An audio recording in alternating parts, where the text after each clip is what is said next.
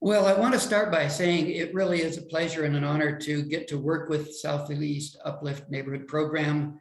I've been doing this work for a very long time, have worked with a lot of neighborhood associations and city affiliated organizations. I should say our Center for Nonprofit Law here is an unusual law office. We only work exclusively for nonprofit groups. We've been doing it for about 30 years, and we literally are the law firm for over 1,000 nonprofit groups all over the state and all over the country, including hundreds up there in Portland over the many years. With that in mind, I've done spent a lot of time working with boards, training boards to help make sure board members understand what are the legal authorities they have to follow, what are their legal duties, roles and relationships within a nonprofit, roles and relationships between boards, officers, and staff for this organization, and the relationship between this organization and the affiliated nonprofits, neighborhood associations, and business associations and others around them. So as we go through today and I talk about this, I would like to invite you to jump right in, raise your hand, ask questions as we go. I find that the questions are better, sharper, more focused if we talk about them as we go along rather than saving all of them to the end. So as Nancy said, for all of the board members, jump right in as we're going along, please. I prefer that. And then at the very end, we'll see if other participants in the meeting who aren't board members have questions, and we'll deal with them as well.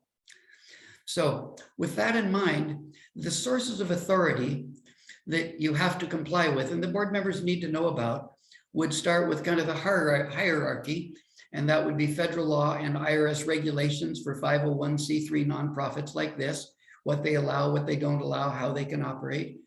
The Supremacy Clause makes that the main source of overriding source of authority. Following that, then the Oregon state law, and most especially the Oregon Nonprofit Corporation Act. Oregon has done a very good job of keeping its statute for nonprofit corporations updated, and is frankly one of the best in the country at that. Following the requirements found in Oregon state law, and those are primarily regarding how the organization is governed, how boards are selected, what can be in bylaws, what are the rules for meetings and notice, and all those different things that are reflected throughout the organization's governance processes.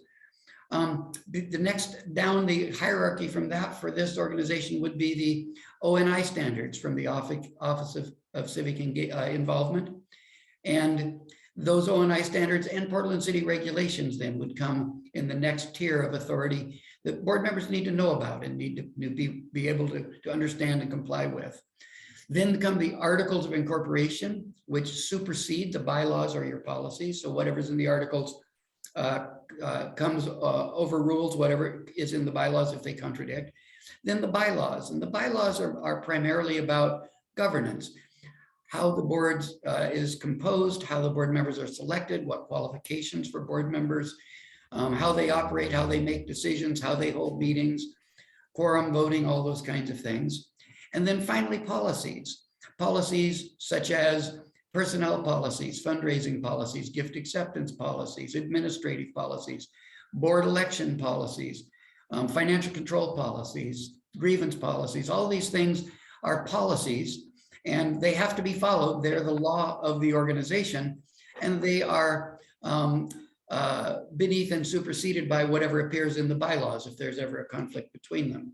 So again, federal law, state law, City of Portland law and regulations and ONI standards, your articles, your bylaws, and your policies. And it's a duty of board members to know and understand the rules and requirements that come from these various sources of authority as they do their work and perform their duties as board members. Under state law, we consider board members to have a fiduciary duty for the organization they serve. And that fiduciary duty is broken down into three components. Those are the duty of care, sometimes called the duty of diligence, the duty of loyalty, and the duty of obedience, or sometimes called the duty of compliance with the law. The names themselves suggest what they're all about. The duty of diligence is basically the duty to carry out your tasks as a director, to do your work with the, as the statute says, the care that an ordinary, reasonably prudent person would in conducting their own serious own activities in a similar situation for a similar organization. And you wonder, well, what's that mean? And basically it's the duty to show up, to come to board meetings prepared, to participate, to understand the organization's programs, activities, its budget, to be an informed board member. It doesn't mean to run the organization. It doesn't mean you need to know how the intricacies of the staff work goes, but to know enough about the organization that you're able to perform your duty as a reasonably prudent person would in your similar situation. The duty of diligence is easily met by board members who are coming to a board meeting once a month, and your bylaws require that you will have 10 board meetings a year. Some duties of diligence require for board members engaging with budgets and things like that, further immersion, but board members are allowed to rely on the advice, by law, allowed to rely on the advice of experts, attorneys, CPAs, and their own officers in the areas where they're competent. So you don't have to be an expert in all of these things, and you're allowed to rely on others to help you understand and perform your duties, make decisions on behalf of the board. The duty of loyalty is interesting for an organization like this. The duty of loyalty is to make decisions for the organization and conduct yourself in what you reasonably believe to be the best interests of Southeast Uplift. The duty of loyalty requires that when you make decisions for it, you put that primary purpose foremost in your mind above your own personal, what you think would be best for you personally, or your business or your family, or other organizations that you're part of. And the duty of obedience then, or compliance with the law, is again the duty from the board. The buck stops here at the board to make sure the organization is following all the rules, all the requirements that come from that hierarchy of legal authority that I talked about. So the board is the kind of the final bulwark to make sure everything's being done legally and following the regulations for 501c3 nonprofits, following the requirements of the Oregon Nonprofit Corporation Act, following the provisions in your bylaws, and following your your policies. Those are your duty of compliance. The duty of loyalty for an organization like this is interesting, as I said, because it's composed primarily of directors who are also serving in other organizations, the neighborhood associations that select you to be on this board, the nonprofit associations and the business associations that nominate you. And there can be an interesting question there, and that is, when you come onto this board, how do you handle your loyalty to Southeast Uplift when you are involved in those other organizations? And the law on that is clear. As you make decisions, you have to put what's best for the Southeast Uplift program first and foremost in your mind to make those decisions. There's two areas where that can be challenging. One of them is the area of conflicts of interest. And so there's state laws and IRS policies on how to handle and approve a conflict of interest transaction. Board members need to know about those rules and requirements and how to follow them. A conflict of interest transaction is defined as any transaction or decision or action by the organization or its board that would bring a financial benefit or advantage to a board member or a board member's relatives or a board member's business or to a board member's close business partners. So those are what we refer to as your related parties. So a conflict of interest transaction is any transaction that would bring a benefit to board members or their related parties. Now, there's a specific process you have to follow to approve conflict of interest transactions. They are legal. They are completely legal, but they're also an opportunity where corruption could occur with insider self-dealing and what the IRS calls excess benefit transactions taking place, where board members get special deals on buying or selling, leasing, renting, performing services, getting compensated. There's an opportunity for self-dealing, unethical transactions. And so in order to make sure the conflicts of interest are done in a way that are ethical and they are transparent and documented, there's a 5-step process that you have to follow. And I want to run through those with you so board members know how to handle this and recognize it when it comes up. So the first step is conflicts of interest have to be approved at the board level. They can't be approved by the executive director, the board president, the board treasurer, the check signer. Conflict of interest transactions have to go to the board for approval. Now, this means that because there's no de minimis amount, that even somewhat relatively small decisions that would never be part of a board decision, that would always be a staff decision, if it involves a conflict of interest, then nonetheless have to go to the board. An easy example. If you were going to have some materials printed for an upcoming meeting, and one of the board members has a print shop, and you wanted to go to that print shop, it would be a board level decision to set the budget for programs and printing and things and events and activities. But it wouldn't ever be a board level decision to decide which print shop to go to. But in this case, if it is owned by a board member, then that becomes a conflict of interest transaction, and the board then has to be the body that approves it. So when you're looking at transactions, thinking about decisions being made, staff and board alike have to be aware of the definition and bring it to everybody's attention and say, okay, this actually is a board conflict of interest transaction. Lots of other examples could be given, including hiring businesses owned by board members to do accounting, having a board member's contractor, who's a contractor, come in and paint or repair the building. These are all things that ordinarily would be decided by the staff, but in this case, if it involves board members or their related parties, it goes to the board. Step one. Step two, at the meeting where that occurs, where that transaction is discussed, the board members who are involved in that have to declare, disclose, and abstain. Just boom, boom, boom. I declare a conflict of interest, disclose why it's a conflict. We're considering hiring a business I own to do some work for the organization, a print shop, whatever it might be, and then disclose what the transaction is. We've offered to do the printing for this and print 400 sets of materials for a sum of $750, whatever it is. So you're required to disclose why it's a conflict of interest in case it's not obvious, and what the details of the transaction are. So step one, bring it to the board. Step two, at that meeting, the persons affected declare, disclose, and abstain from voting on it. And the IRS policy on this is that once that director has done so, they should leave the meeting so that they can't hear or see the rest of the board members discuss it and take that final vote. The IRS requests this because we know from experience that it may be hard to have the director who really wants to do the work and get paid for it, sitting there, watching and listening to you discuss whether you should hire them or not. So to make it easy for the board to make the right decision, we ask that they leave the meeting for that period of that specific discussion. Step three then is the rest of the board, what the law calls, interestingly enough, the disinterested board members, meaning they don't have a conflict of interest in this matter. So the disinterested board members have to examine what the IRS regulations call independent and reliable information to determine, is this a fair deal? Is it market value based? Is it arm's length dealings? Is it fair and ethical?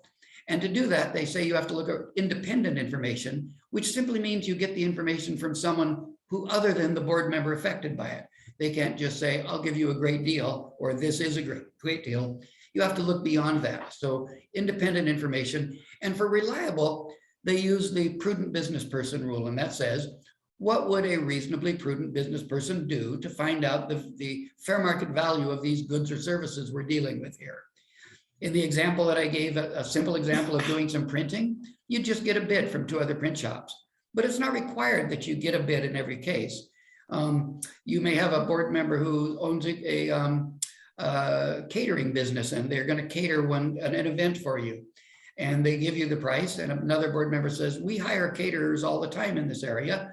He's, that person is offering to cater it for $40 a head, and the going price that we always pay is higher than that. It's up at $50, $55 per head for this kind of an event, this kind of a meal. Well, that's reliable and independent, and you can take that information and run with that. You don't have to get bids. And if you do get bids, you don't always have to take the lowest bid.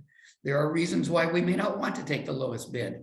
You may have an established relationship with a business that is bought by a board member, and you want to continue because you know their service is good, they meet the deadlines and all of that. So you have to look at independent and reliable information to determine that it is fair and reasonable, to make sure it's not outside the range of what would be fair market value for those goods or services, but you don't have to take the lowest bid. The fourth step in the process then is board members who are the disinterested board members have to approve the transaction by an unusual and special required amount. And that is, the law says, conflict of interest transactions must be approved by a majority vote of all of the disinterested directors serving in office. Not just the vote of those who are present, but it must be the affirmative vote of a majority of the directors who are disinterested, who are serving in office, which may mean that at times, say you have a 15-person board and 8 people are the quorum, you've got a quorum there, and one person says, you know, I've got a conflict of interest in this, the others all vote 7-0, and that's not quite a majority of the 14 disinterested directors. You're one short because people aren't at the meeting. So you have to do this special vote count and make sure that it's approved not by a majority of the directors, disinterested directors at the meeting, but rather a majority of all the disinterested directors in office. And that's a state law requirement.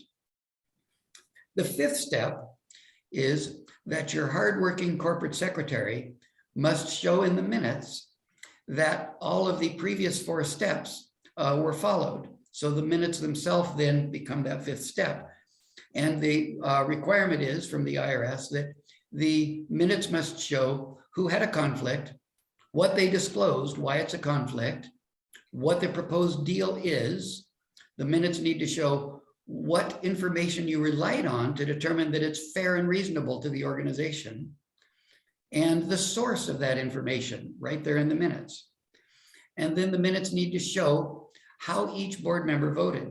And for most organizations, this is not a common requirement that they list in the minutes how each director voted. It's usually the following motion was made, seconded, and passed unanimously, or 8-3, or whatever it is.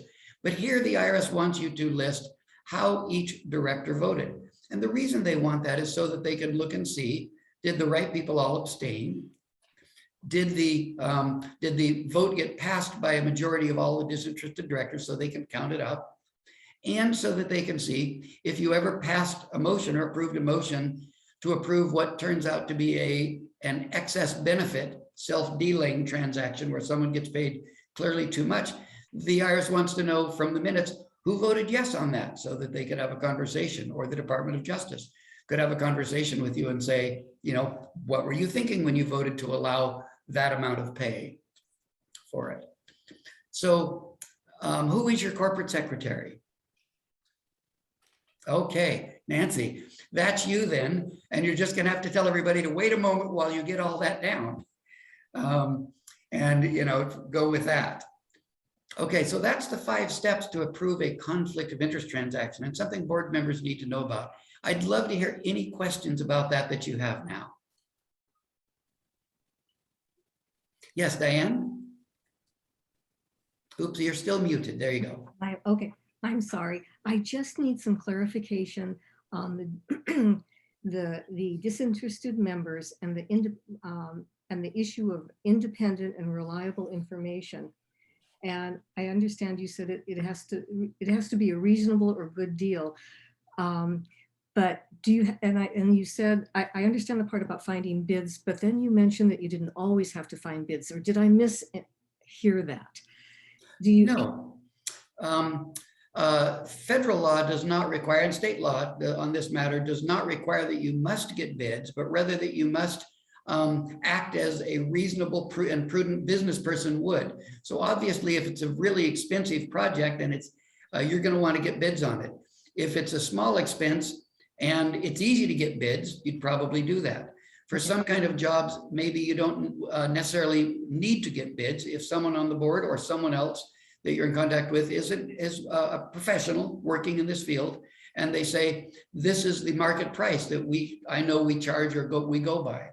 So the rule requires you to get independent and reliable information, but it does not state specifically you have to get bids for everything that is done.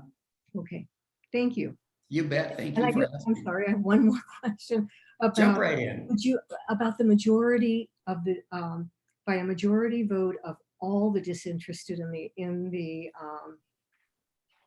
when you're looking at voting. It was the number 4 step. Yes. Okay, so does it require that everybody's at that meeting? No. Okay. No, it does not require that. It simply means you need to know how many total directors you have. And if there's one person that has declared a conflict of interest, then you subtract 1 from that and you say, what's a majority of that number of people? If you have slightly more than a quorum at the meeting and 3 people all abstain because they're related to each other or they're all involved in a business or something, you may not be able to pass it unless you get some other people to vote yes. But usually there's not a difficulty getting a majority of the disinterested directors serving on the board present at a meeting to do it. It's still only a majority and not a higher level. Thank you. Hey, Kat had her hand up. Yeah. Other questions? Yeah. Hi, David. First of all, thank you so much for being here. We're really lucky to have your expertise. I know several people who know you and speak really highly of you and the work you do in Oregon. So thank you so much. Were you going to speak more around the duty of loyalty, or can I ask a question? Yes, I am. I'm going to move on in a moment from conflicts of interest to conflicts of loyalty. But you can ask a question and we'll get to it. I'll hold my question until you talk about it. Thank you. Great. Okay. Other questions about the conflict of loyalty issue? Okay, let me ask you a couple of questions. Oh, yes. I see Amy Baker has her hand up. Conflict of interest, not loyalty, but just one thing on the voting piece. If you said that people don't all have to be present, but we need a majority of disinterested board members. So is it possible to do a vote offline? Can we, or does it have to be in person, in presence to be voted? What a good question. The state law says that if you are appearing, or if you are meeting by any telephonic or computer assisted method that allows everybody to simultaneously hear and be heard by each other, you're deemed present, as if you were in the meeting in person. So any meeting by a manner by which you're all able to hear each other is present. Most organizations make decisions, board level decisions, occasionally by email.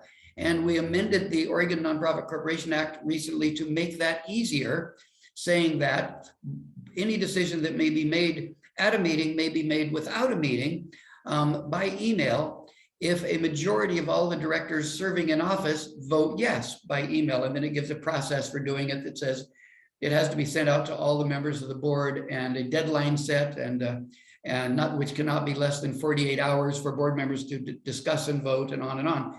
But with your organization's requirements for the public meeting laws, you're not, I think, likely to be able to make decisions voting by email offline. Is that true, Nancy, or? Yeah, I'm gonna guess that it is. Yeah. Yeah, most organizations don't have to meet the, 98% of nonprofits do not have to meet the public meeting, public notice rules. And so, how do you give notice of a meeting where you're making the decision just by an email vote? You can't really do that.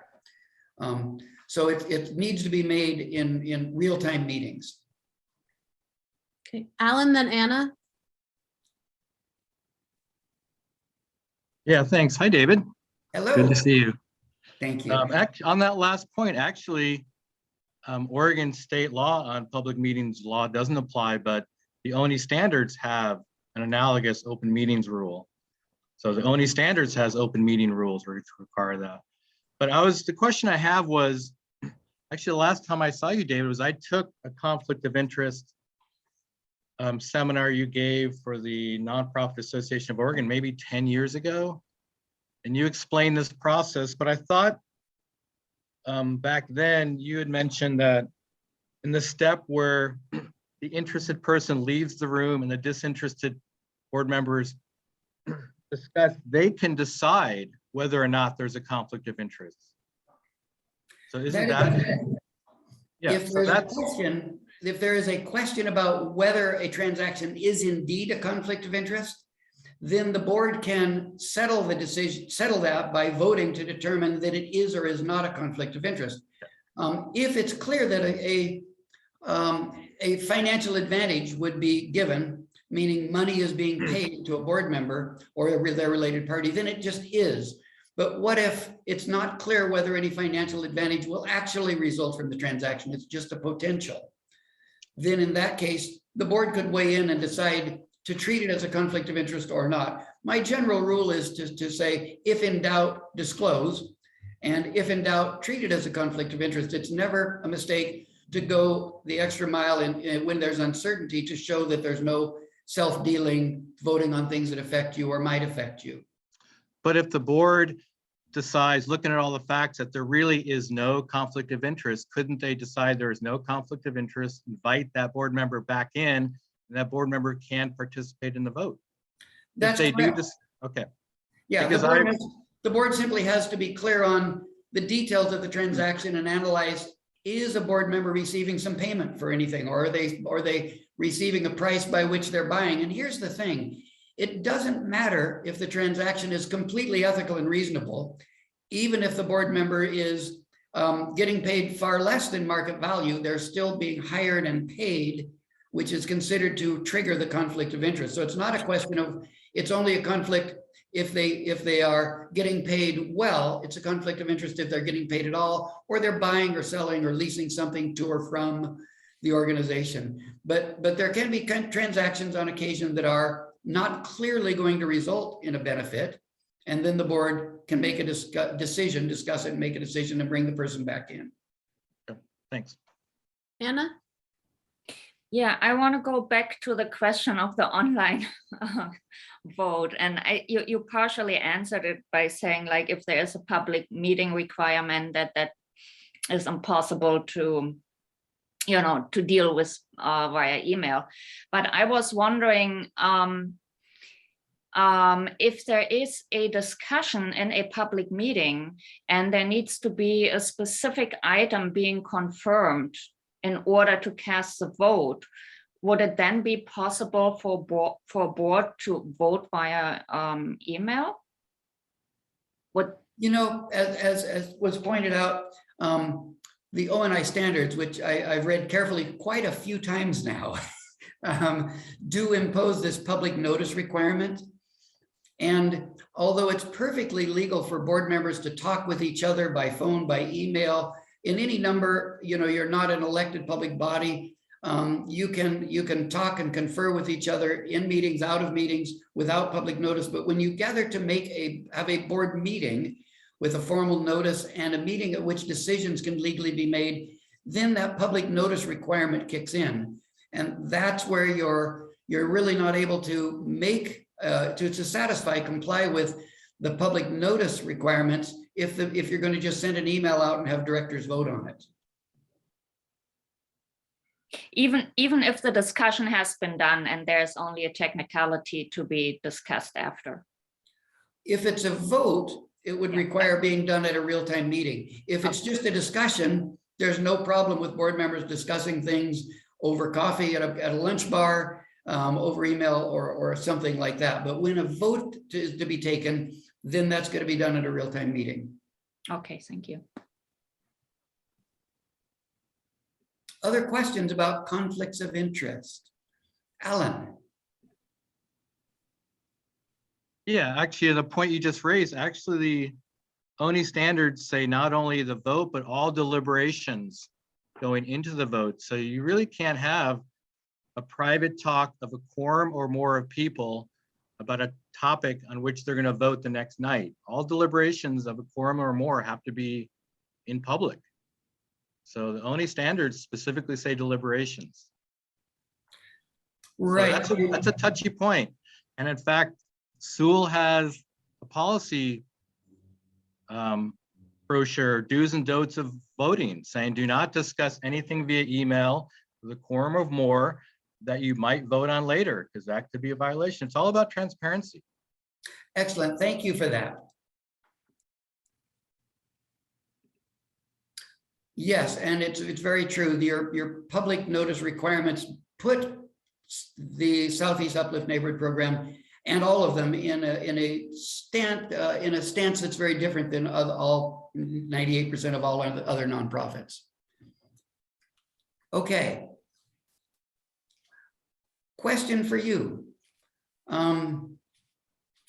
If you were going to have one of your board members go to a conference to represent you, make a presentation someday when we can do this in person again, and you're going to fly up to Seattle or down to San Francisco for this, and the board is going to write them $1,000 check for their airfare, their meals, and their lodging while they're down there doing this work for the organization as a volunteer. Is it a conflict of interest for the vote that has to be approved as a conflict of interest vote to write that $1,000 check to them? What do you think? Someone want to volunteer an answer? Nancy. I'll take a vowel for no. I would say that if it's being if people are being reimbursed for expenses, then it should be okay. Exactly. That's not compensation for services, not buying or selling goods or goods or services. That's not a conflict of interest to reimburse them at the allowable amount under state and federal provisions for how much for mileage, how much for meals, how much for lodging. So that's not a conflict of interest transaction. How about this question? If someone on your board is the manager of a big print shop in town, they've been working there forever, and you want to take and they're paid to work there, of course, and you want to take a print job to that print shop, is that a conflict of interest transaction that has to be approved in this way? No.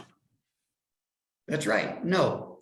The question to be asked is, will it affect them financially? Will it have a financial impact, good or bad, on them? And the answer in this case is they're not an owner, so they don't get whatever profit would happen. They're going to get their same pay, whether it's hourly or a salary. It's not common in the printing world to give bonuses and commissions for people to show up and do the work. So there's no financial advantage, even though they're the manager and you're taking the print job to them and they're going to oversee it and have it done. They are not being put in a position where they have a financial advantage for doing it. If they owned it or were a part owner, it would be a conflict of interest. If they just work at that business, there's no conflict of interest if it doesn't affect their take-home pay. Yes, Daniel. Thank you. So if someone is on the board and offers to do the service for free, is that always not a conflict of interest?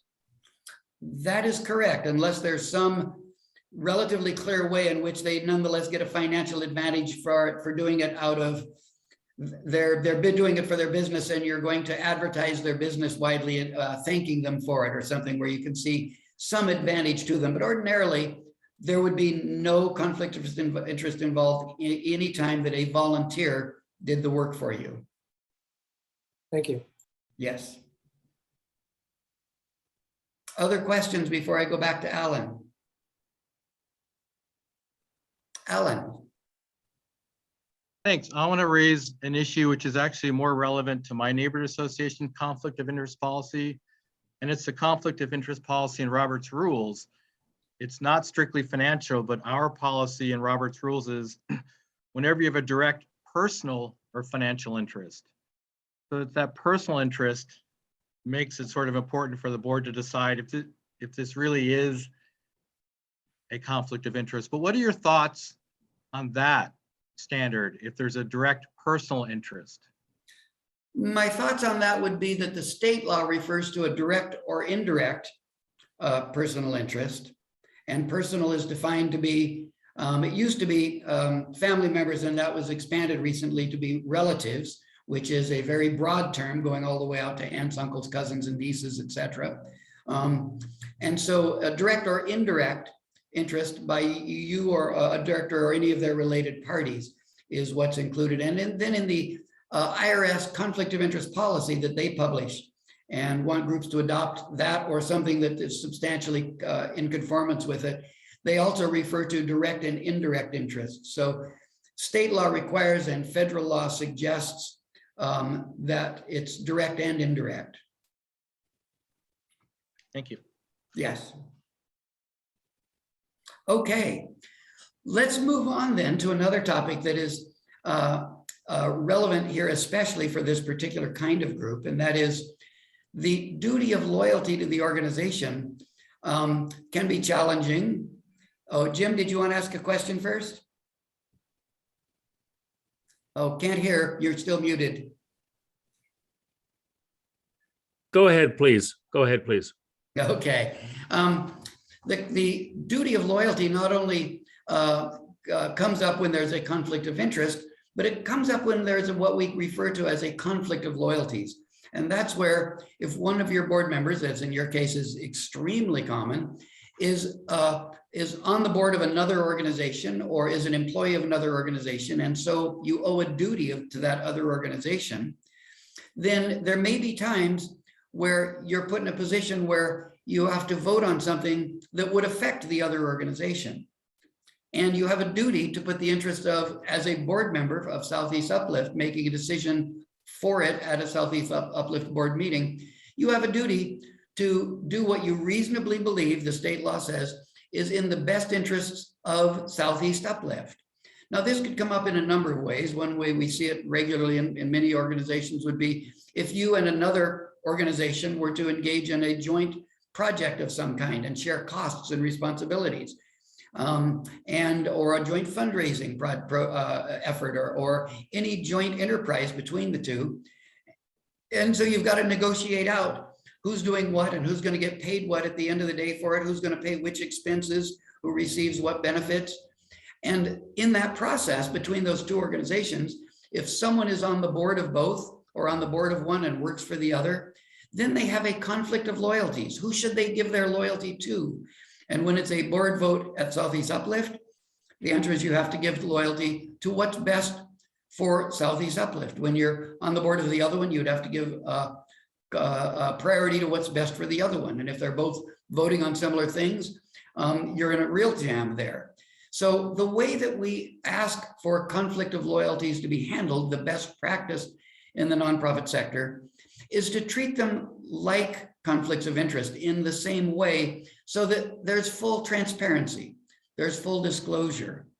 And let me go a little bit further, Jim, before we take questions on this. So the conflict of loyalties then would be starting with the, at the board meeting, it should be declared, I've got a conflict of loyalty on this matter. I'm involved in two organizations that are having some interaction or transaction involving each other. So explaining why you think it's a conflict of loyalty. And then in this situation, after you've declared a conflict of loyalty, disclosed why you think it's a conflict of loyalty, you and the board can determine, you or the board really can determine whether you want to leave the meeting and let them discuss it without you, whether you should abstain from voting on it.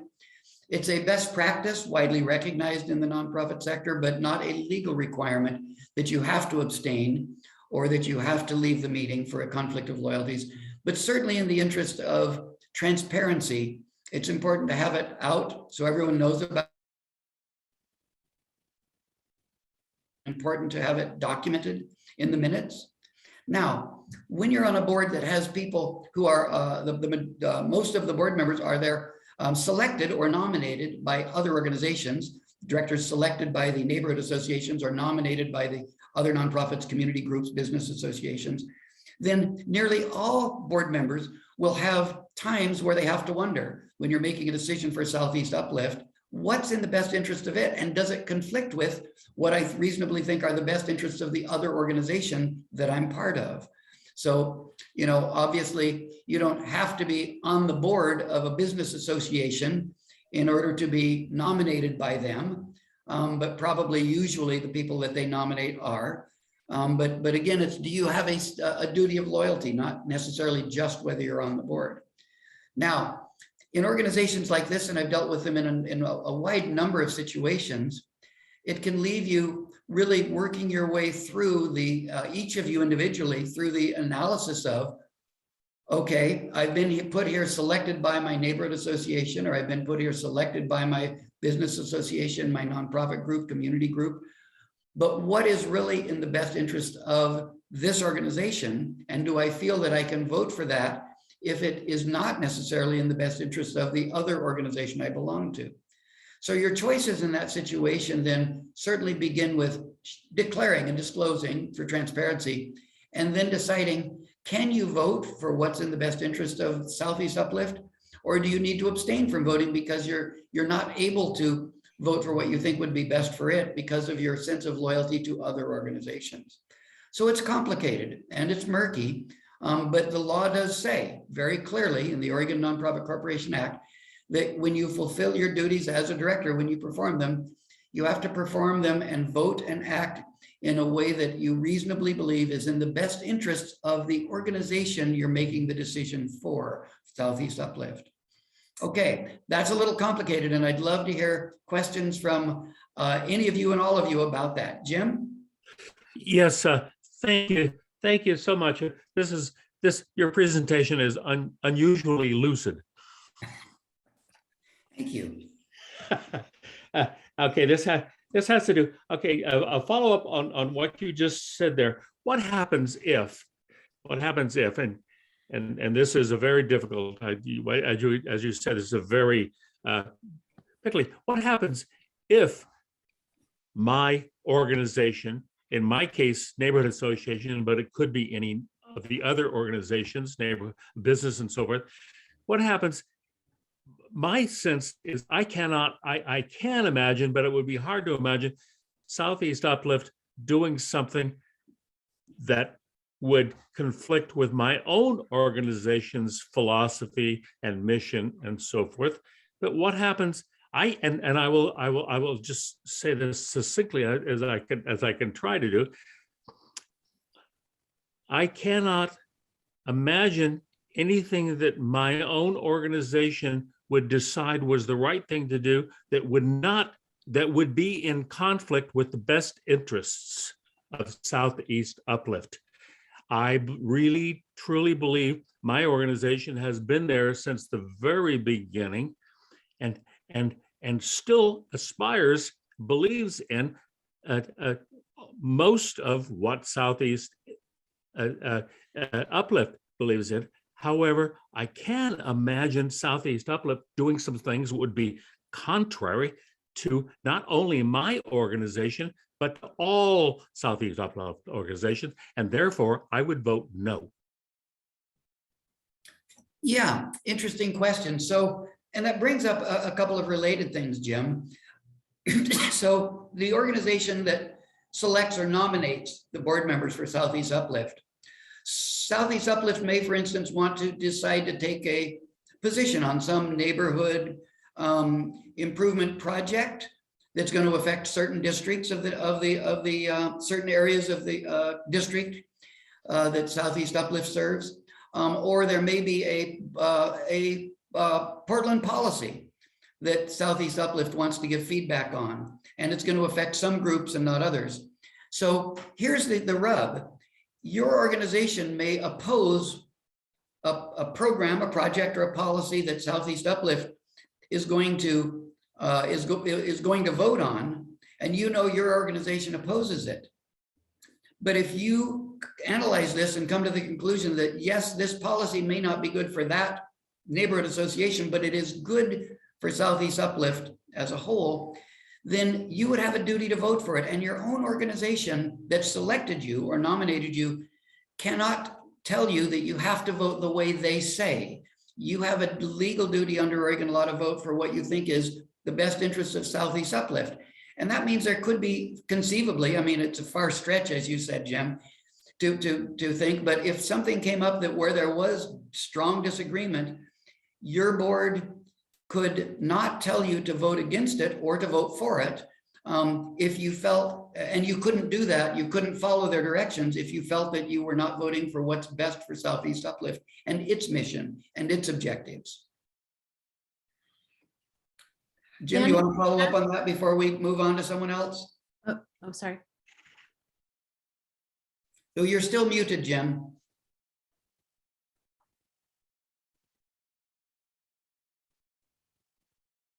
Okay, now I'm back.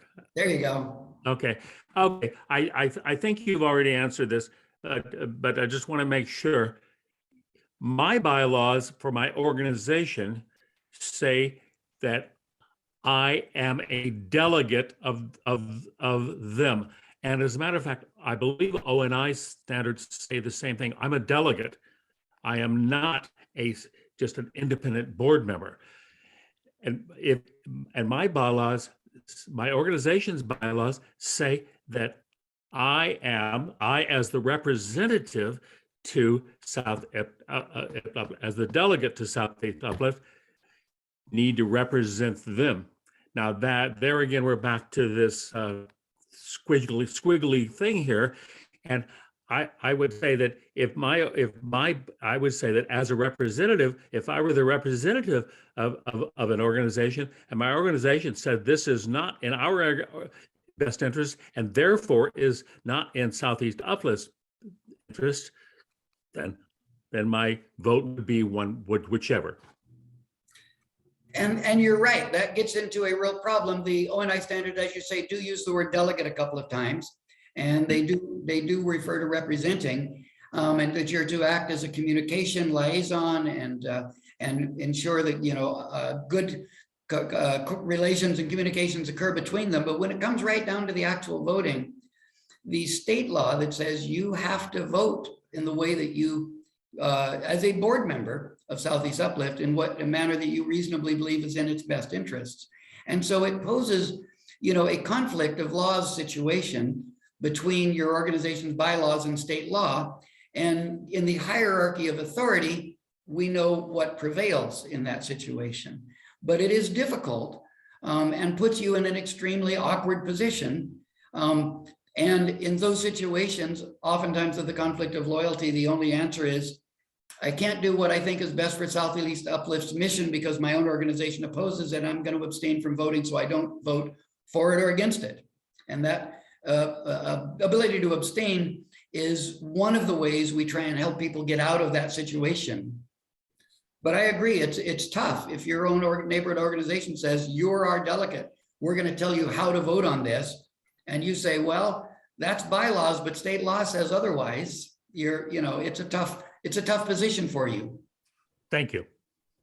So I think we had Daniel and then Kat. Thanks. So in the case of Southeast Uplift distributing money, when there's an opportunity to request more money from the neighborhood association for the neighborhood association to request more money from Southeast Uplift, technically it seems to me like there's a conflict of interest because it's taking from one organization to give to another. Is that the case or not? Good question. And the analysis really comes down to if giving the money to your neighborhood association is really the best way to accomplish the mission of Southeast Uplift, then you don't have a conflict of loyalty voting for it. But if you analyze it and think, well, I'd like my neighborhood association to do it, but it appears that really that money would be better spent some other place to accomplish the mission of Southeast Uplift, then you would have that conflict of loyalties. Can you vote to give it to your own organization, even if you think that's probably not what's best for Southeast Uplift? And there's where the rub would come in. It's not just the giving of the money, but your analysis of what do you reasonably think is in the best interest of Southeast Uplift's own mission. So not just the fact of can you vote to give money to your organization? Yes, you can vote on that, but you might have to declare a conflict of interest if you thought that wasn't what was best for Southeast Uplift. Good question, very good. Kat, I think you were next, and then I had a follow-up to what you just said. Okay, so I'm going to see if I understood what David, you and Jim were just talking about, because this is something that I think, I know I've struggled with, and I think a lot of people have struggled with on this board. And so I have two questions. And the first is, if I'm hearing you right, the nonprofit that nominated me to be on the board here, and my own board seat on Southeast Uplift, they're equal under state law. They're equal. They're both my organizations, and I owe the same duties of loyalty and care. So it's not one's my organization, but both are. I'm the board member on both. Is that Yes. I get that right? Okay. So my second question is, when I go back and I tell my organization, right, like I update my organization regularly on Southeast Uplift happenings. But what I'm hearing is that that organization cannot vote to tell me how to vote on Southeast Uplift board. They cannot tell me what to do. I have to make my own independent decisions and vote in the best interest of Southeast Uplift when I'm wearing that hat. And if I'm not able to, I need to abstain. Am I hearing this right? You should abstain. It's not a legal requirement. The legal requirement is that you cast a vote for what you reasonably believe is best for Southeast Uplift when you're in Southeast Uplift's board meeting. And when you're in your own neighborhood association or other organizations meeting, you have to vote for what you think is best for them. And the problem comes if one of those on one specific matter, your organization says, we don't think you should vote yes for that motion. We know it's coming up. We see it on the agenda. We're having a meeting. We're talking about it. And so here's the thing. They can vote to tell you what to say, but what really controls your vote is state law that says you have to serve what you reasonably vote at Southeast Uplift board meeting. At that meeting, you have to vote for what you think is best for Southeast Uplift's mission and its organization. Thank you. Thank you for clarifying that. Yeah. Amy Bader?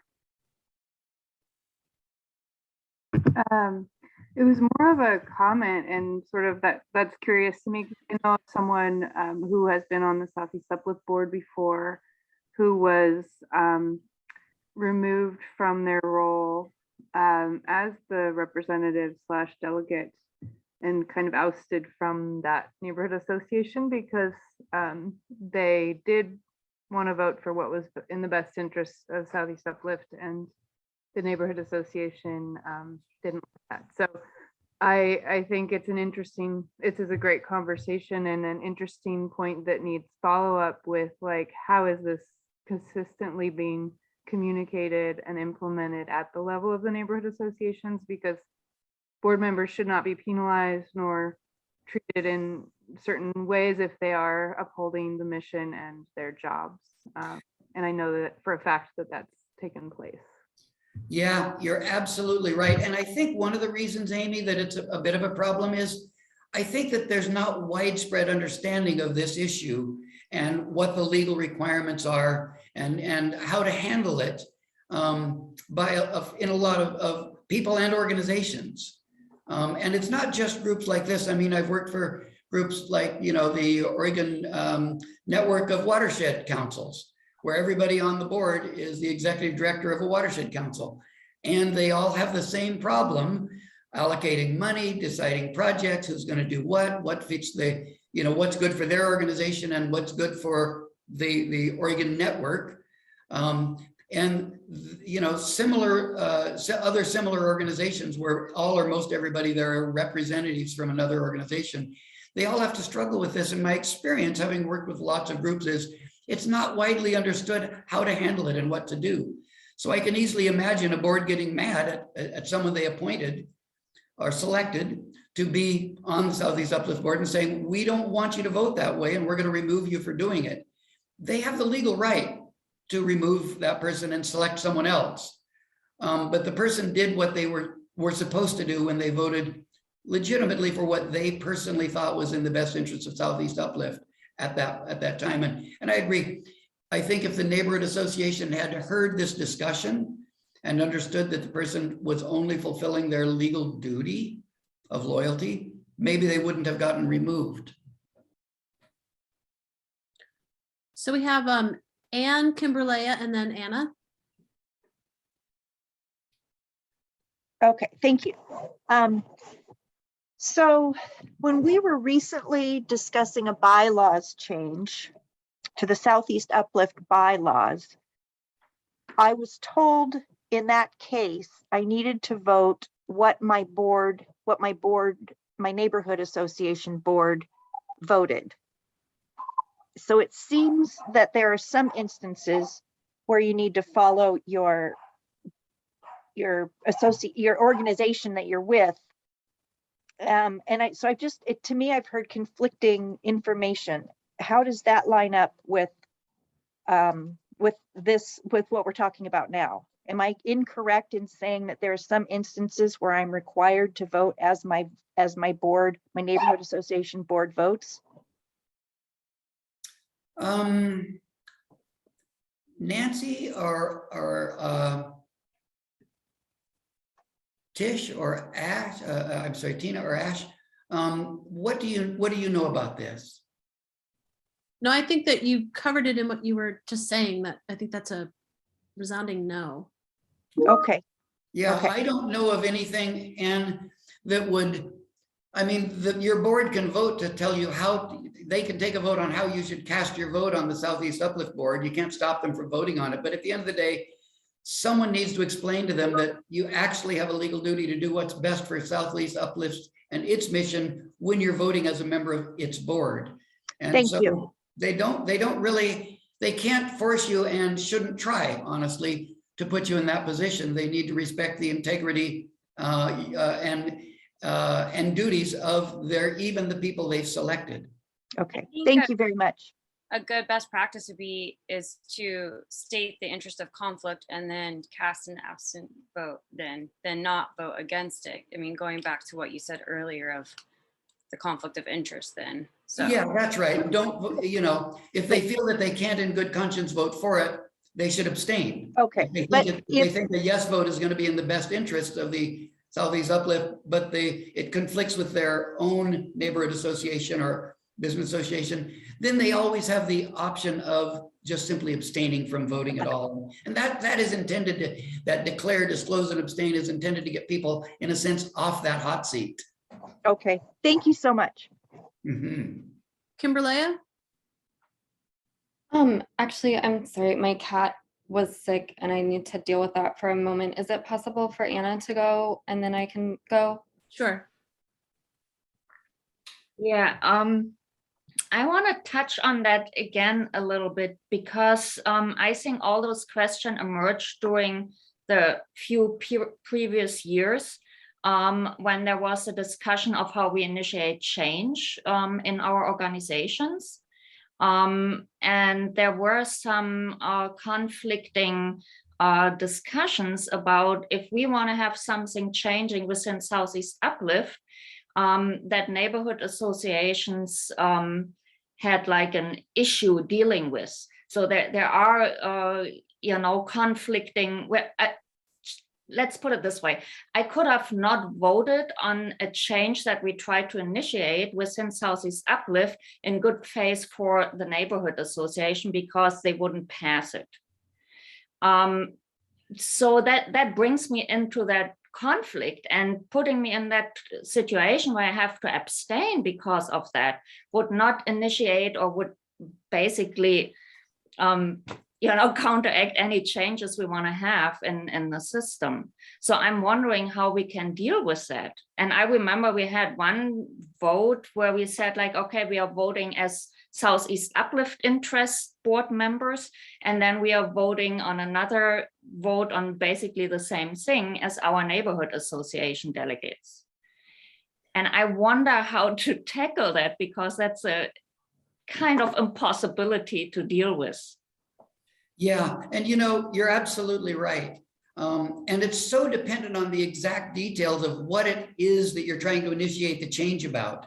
And what it does is it in a sense forces you to look as hard as you can for changes that are win-win.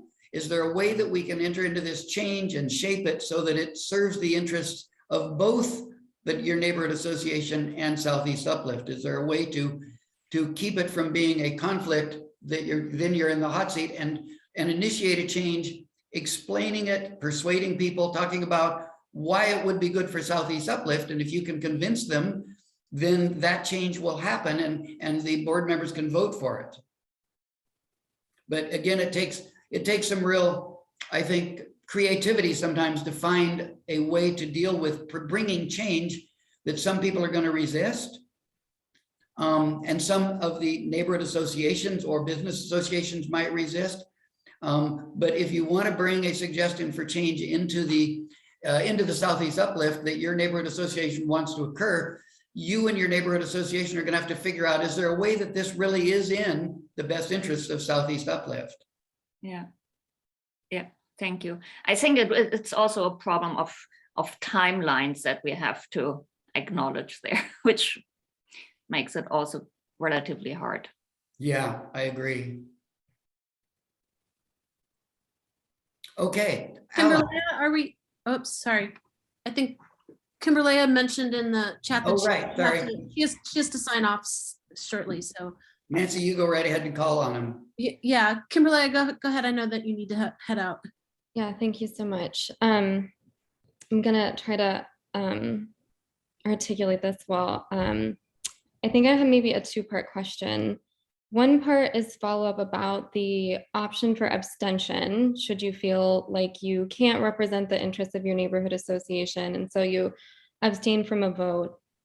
If enough board members opt to abstain from the vote, is there a scenario where that could impact something being able to be passed?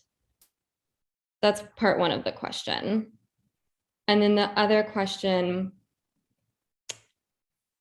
is just learning about this and having been on the board for a short time, but having experienced some of the dynamics that exist. And I think from what you've heard today is like a sense of loyalty to the organization that you represent, which is what we're talking about.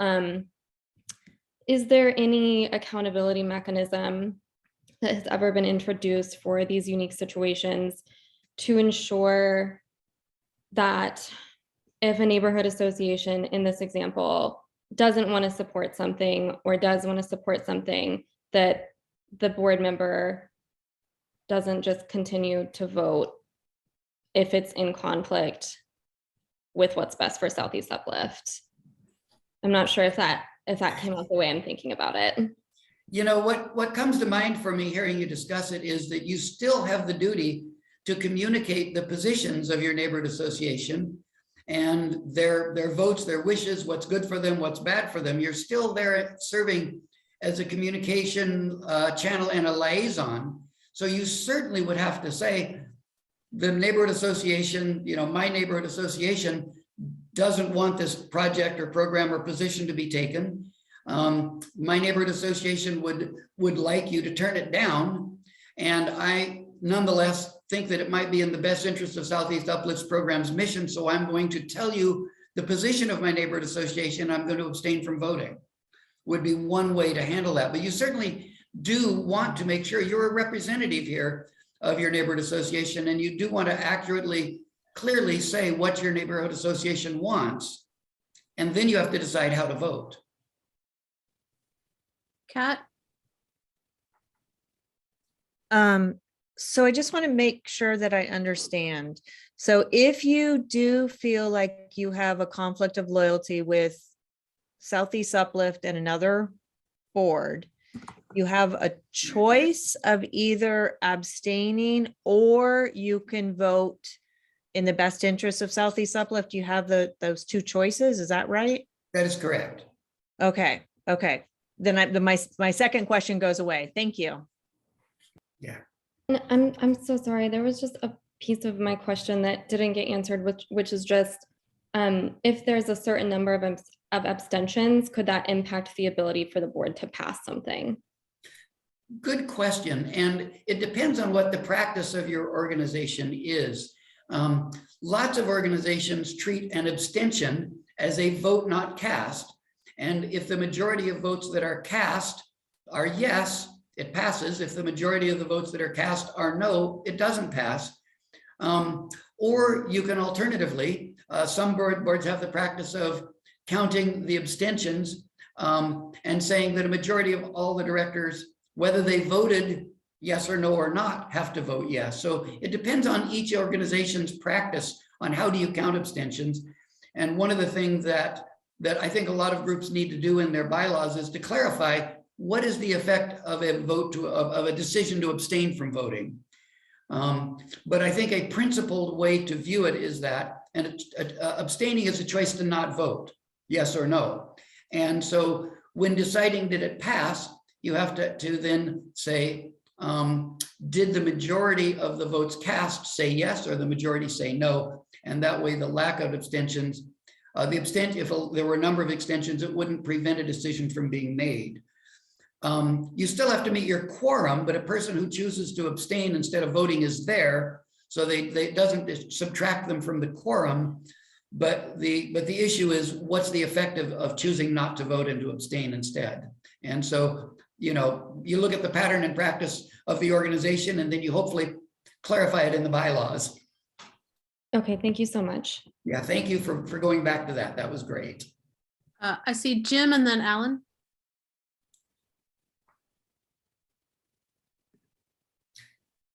Yes, Jim. Yes, two quick things, I hope. Okay, one, if I, for instance, as the delegate for an organization, vote differently from my organization or indicate that I can, my organization probably can replace me. And the second item is the bylaws of Southeast Uplift say that we are not a member organization. But in fact, it refers, even in the bylaws over and over again, to members, and ONI, et cetera, refers to members. What in the, who knows why that who knows why that happened, but we are, in my estimation, we are a member organization. Most of the members, not all of them, but almost all of them, are representatives of organizations. So go forward. Thank you. Okay, so here's the answer to that, Jim. This is not really well understood by a lot of people, including, honestly, a lot of attorneys, but there's 5 different ways that people can be selected to be on the board of directors of an organization. You can have organizations with what we call self-selecting boards, where the board members themselves vote on anyone new. You can have groups with voting members. That's lots of people out in the community who get together once a year and as a group vote to elect the board, or in different constituent groups elect board members. And those are voting membership groups. And there's a whole panoply of rights and things that come with voting members to an organization. You can have organizations whose board members are all appointed by what we refer to legally as the power of appointment, and the ONI standards refer to as the right to select. So the right to select a director is the power of appointment, the power to appoint a director. And then you can also have ex officio directors, people who are on your board of directors specifically because they fill a certain office. Maybe they're the head of the ONI department, or the Office of Civic Engagement Department, or they're the mayor, or they're something else. So they're there by virtue of their office, and they're a full voting member. Ex officio doesn't mean honorary non-voting. It's just how they got on the board. And the other one is designated directors, who are kind of permanently on. So when we look at that range of 5 ways people get on the board, Southeast Uplift is an organization where not nearly all of the directors are there by power of appointment or power of selection, as the ONI standards refer to it, but that is the power of appointment. Then the neighborhood associate, the majority of the directors are by requirement selected, appointed by their neighborhood associations, but that doesn't make those neighborhood association members in the legal term of it. Your articles of incorporation and your bylaws both say there are no voting members. And that's that's actually true. What we have instead is lots of affiliated organizations with the power of appointment, the power to select a board member on this board. So you're right, the bylaws refer to members in a few places, and it's a little confusing, and you know, members of the board is one thing, but voting members is a totally different thing. So hopefully the bylaws are going to be clarified to take out some unnecessary references to neighborhood associations as being members. They're not. They have the power of appointment. Does that make sense to you, Jim? Yes, so long as the neighborhood associations and other organizations have the right to appoint and replace. Yes, the power of appointment always comes with the power to remove whoever they appointed. So any of the neighborhood associations can at any time remove the person they selected. They can't remove anyone else, but they can remove the person they selected and replace them anytime, including, as you said, if they didn't like how you voted. Thank you. Yes. So Alan, Janet, and then Kat. Hey, thank you. Yeah, this is a very complicated, nuanced discussion, but with Southeast Uplift, it's a different animal than your regular nonprofit because it's made up of independent, separate organizations who appoint representatives to be on the Sewell board. And the duty of obedience to follow governing rules is, when you think of the neighborhood association system set up by Code 3.96 and ONI standards, the coalition is defined in city code and ONI standards as an organization which supports participation services for neighborhood associations. And the primary role of a coalition is to develop organizational capacity of neighborhood associations. That is why the ONI standards say that every neighborhood association within the coalition has to have a board seat. So there 99% of Sewell board decisions really don't involve what's in the best interests of Sewell. A lot of decisions are like advocacy requests, which are kind of neutral on what's the best interests of Sewell. So in that instance, the NA rep can be told how to vote by the NA because it doesn't conflict with Sewell's best interests. But at the same time, if an exaggerated example is if Sewell takes a vote which severely undercuts and is contrary to the neighborhood association system, like if it were to vote to cut all services in neighborhood associations, I, as a board rep for Richmond, can say that vote is not in the best interest of Sewell as a coalition within the neighborhood association system. So yeah, that's exactly right, because as you said, Southeast Uplift's mission is to support and enhance and empower neighborhood associations. You're absolutely right that it's unlikely there would be a lot of conflict, but one can imagine a situation where one neighborhood association takes a position they like or don't like this, and another one takes a position that they do want it to happen. And then you've got, you know, those differences that will come up. But in that case, the individual board members have to vote for what they think is overall best for Southeast Uplift's mission of supporting its district and the neighborhood associations in it. But not if the board member concludes it's in violation of Code 3.96. If they think prospective action is against 3.96, they have a duty to uphold that higher duty, that higher authority. For instance, if they wanted to, I'm very familiar with the Portland Code 3.96, and again, state law trumps it. It just does. And you know, we may be talking about hypotheticals that are never going to happen because of the mission there, but at the end of the day, if a director sincerely feels that their neighborhood association wants them to vote in a way they think doesn't help accomplish Southeast Uplift's mission, their duty in the vote is to either vote for what's best for Southeast Uplift or say, I have a conflict of loyalties and I abstain. Yeah, or the member could say, my NA's vote is in the best interest of Sewell, so I'm going to vote how my NA tells me to, because I do agree that is in the best interest of Southeast Uplift as a coalition. Yes, if they legitimately, reasonably believe their neighborhood association's position is in Southeast Uplift's interest, that's exactly right. I just want to jump in and make a correction here. The ONI standards don't say that neighborhood associations must have a board member to Southeast Uplift. They say that if you want to have a voice in the decisions made by Southeast Uplift, then you have to be on the board. So in other words, if you are a board member, then you have the power to influence change and you have the power of a vote on the Southeast Uplift board. It doesn't say you have to have a member on the board, and I'm happy to read that right now. Okay, yes, it does. I'll find it and send it to you. To have a voice in setting goals and priorities for a district coalition and in determining the association of the district coalition's resources, a neighborhood association must participate as a member of the district coalition board. So to have a voice must participate as a board member. In other words, if you're not on the board, you don't have a voice in the decision-making. Oh, I disagree with your reasoning, but to me, every NA has to be on a board. Okay, moving right along, we'll leave that behind for a moment and later analysis can figure it out. Kat? Questions, yes. And then Jan. I'll let Jan go first because I've already had several questions. I'll go after her.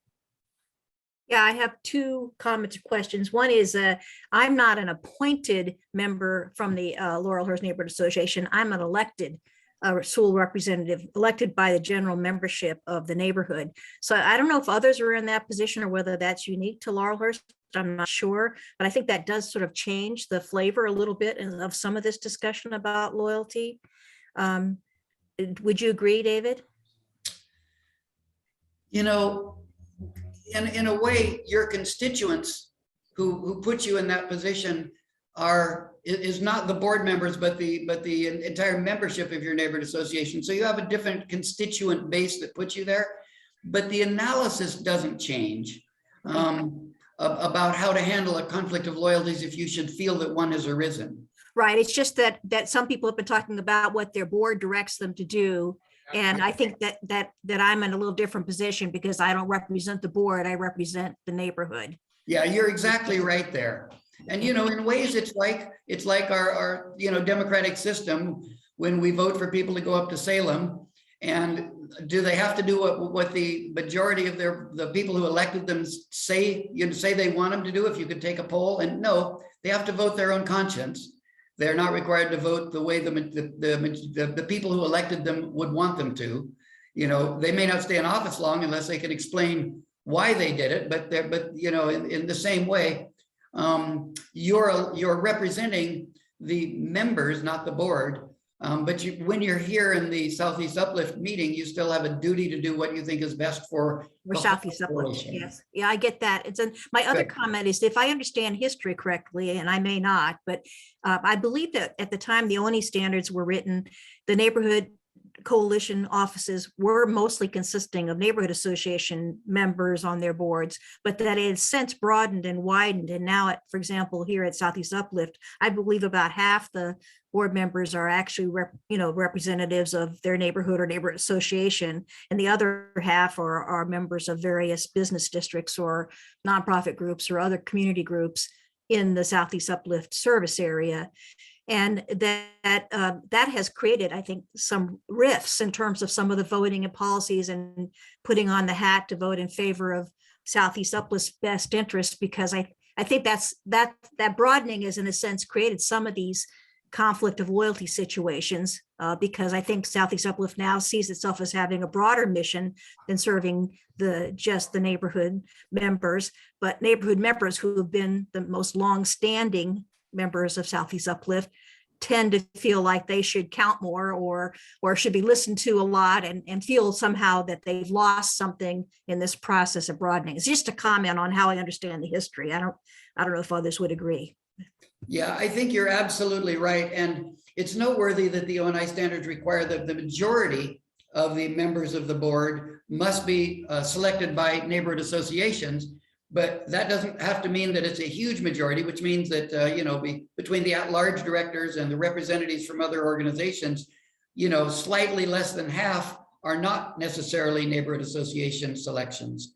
And that can be, a situation where, as you said, Southeast Uplift's broader mission may at times not be popular with one or more of the neighborhood associations, but still pass because the other parts of the community wanted it. Right. Right. I think that happens quite frequently. Yeah. And one thing to keep emphasizing, loyalty to Southeast Uplift is loyalty to its mission. What's the best for its mission? Okay. Kat, Okay, and first of all, I apologize for talking so much. Usually I try to monitor my own participation, but because I'm the chair of the bylaws committee, I feel like I have to really understand this so I can help with the recommendations that are going to go to the full board.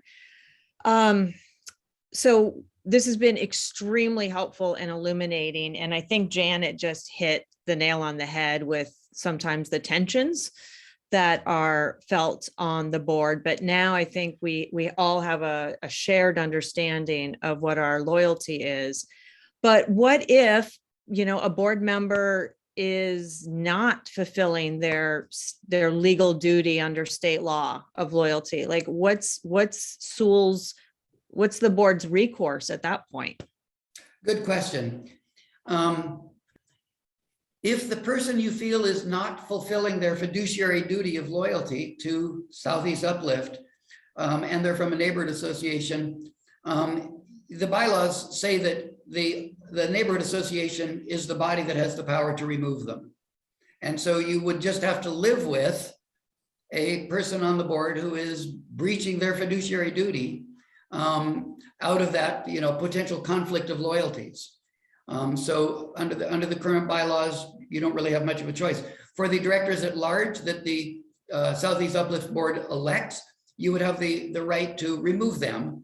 Of course, whoever has the right to elect or appoint a director has the right to remove them.